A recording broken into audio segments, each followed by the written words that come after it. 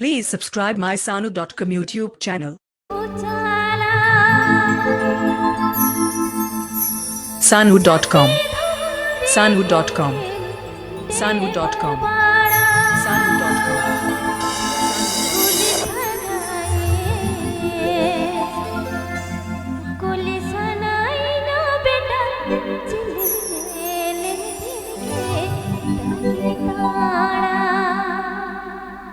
Sanu.com